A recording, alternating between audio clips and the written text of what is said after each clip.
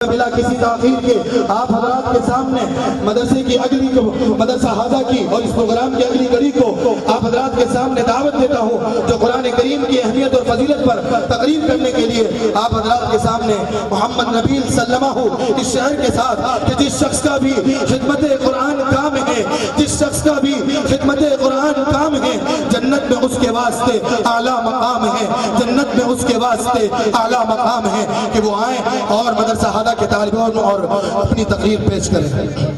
المجید اعوذ باللہ من الشیطان الرجیم بسم اللہ الرحمن الرحیم ذالک الکتاب لا ریب فیہ ھدی للمتقین صدق اللہ العظیم۔ قال رسول اللہ صلی اللہ علیہ وسلم خیرکم من تعلم القرآن وعلمہ او کما قال علیہ السلام۔ الہی رونق اسلام کے سامان پیدا کر، الہی رونق اسلام کے سامان پیدا کر، دلوں میں مومنوں کے الفت قرآن پیدا کر۔ معزز سامعین اکرام، آج کے اس محفل میں اور آج کے اس مبارک اجلاس میں میرا موضوع سخن دنیا کی سب سے پاکیزہ اور مقدس کتاب قرآن پاک ہے۔ ہمیں چڑھتے سورج کی طرح یقین ہے کہ اس کا ایک ایک حرف سچا اور صادق ہے، اور قرآن پاک جس کے متعلق ارشاد ربانی ہے کہ قرآن وہ کتاب ہے جس کے صادق و برحق ہونے میں کوئی شک نہیں، اور جس کے بارے میں حضور پاک صلی اللہ علیہ وسلم نے فرمایا تم میں سب سے بہتر وہ ہے جو قرآن کو سیکھے اور سکھائے۔ محترم حضرات، قرآن پاک رب العالمین کی طرف سے عطا کردہ وہ تحفہ ہے جس کی آیتوں کو سن کر پتھر دل موم ہو گئے۔ قرآن ہی وہ کتاب ہے جو رہتی دنیا تک کے انسانوں کے لیے سراپا ہدایت اور رحمت ہے۔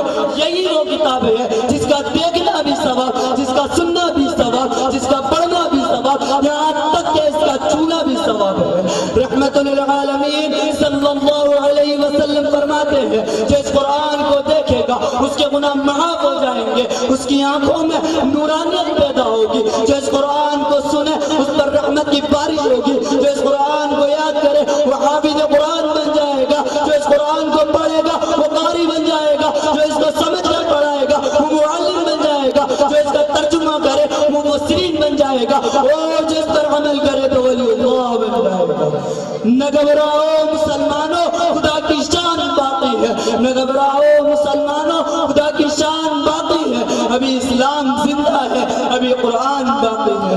حاضرین جلسہ، آج کے اس نازک دور میں حفظ قرآن پاک کو فضول سمجھا جاتا ہے، جبکہ قرآن دنیا کی سب سے بڑی نعمت ہے۔ یہ زمین و آسمان، چاند و سورج کوئی اس نعمت کا مقابلہ نہیں کر سکتے۔ یہ قرآن رب کائنات کا مقدس اور عظیم کلام ہے، اور کیوں نہ ہو جبکہ اس کا اتارنے والا بھی امین، جس کے ذریعے اتارا گیا وہ بھی امین، جس ذات پر نازل ہوا وہ بھی امین، جس مقام پر نازل ہوا وہ بھی امین، جس مہینے میں نازل ہوا وہ بھی امین، جس مہینے میں نازل ہوا وہ تمام مہینوں سے افضل، اور جس رات میں نازل ہوا 1000 راتوں سے بہتر ہے، اور وہ رات شب قدر کی رات ہے۔ مگر افسوس، صدا افسوس، آج ہم نے قرآن پاک کے دامن مقدس کو چھوڑ دیا ہے، اس کی پاکیزہ تعلیمات کو بھلا دیا ہے۔ نتیجہ یہ ہوا کہ مسلم کو جس کے سر پر عزت اور رفعت کا تاج تھا وہ ذلت اور رسوائی کی گار میں جا گیا۔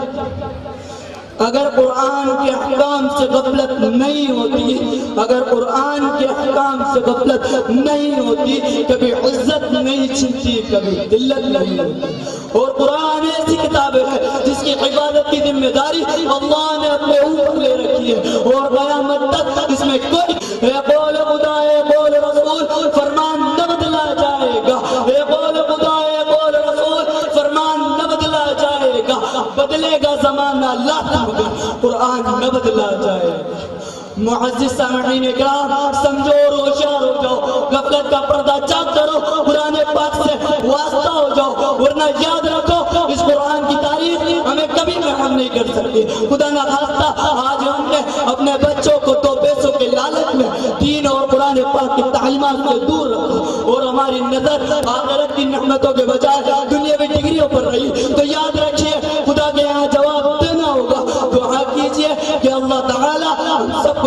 پاک کی دولت سے مالا مال فرما۔ یا الہی ہمیں تو عامل قرآن کر دے، یا الہی ہمیں تو عامل قرآن کر دے، پھر نئے سرے سے مسلمان کو مسلمان کر دے۔ اسی پر میں اپنی تقریر کو ختم کرتا ہوں۔ دعا کیجئے کہ خداوند قدوس ہم سب کو قرآن سیکھنے اور سکھانے اور اس پر عمل کرنے کی توفیق نصیب فرمائے۔ آمین وآخر الدعوانا الحمد للہ رب العالمین۔ السلام علیکم ورحمۃ اللہ وبرکاتہ۔